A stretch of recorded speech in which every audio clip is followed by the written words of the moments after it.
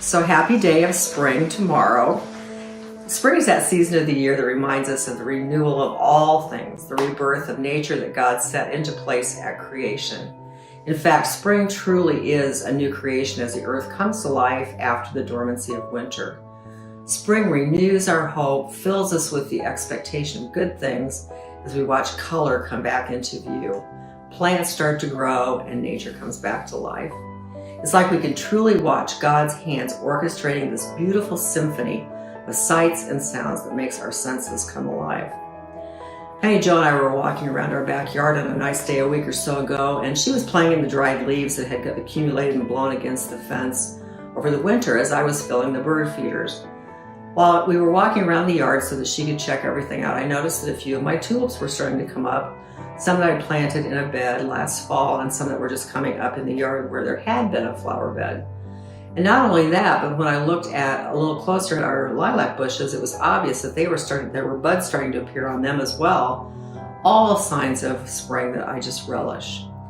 Soon it will be time to start planting my vegetable garden containers and beds of flowers and see which of my perennials have survived the winter.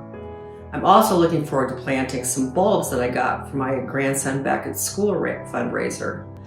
So each change of the seasons, each renewal after the dormancy of winter brings new life into our spirit and reminds us once again of the grand plans that God sent into motion at the beginning of time.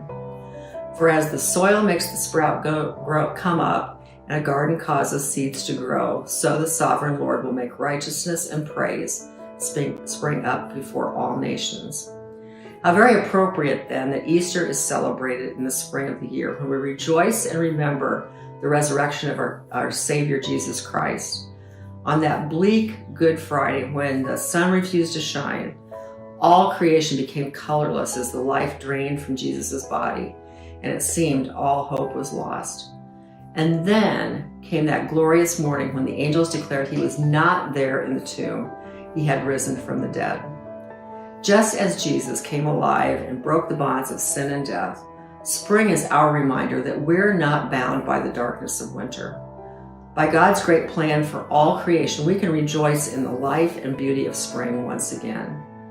Take some extra moments this year as you breathe in the fresh air and soak up the sights and sounds of spring. And give thanks for God's amazing plan of rebirth and resurrection. Have a wonderful week. Bye.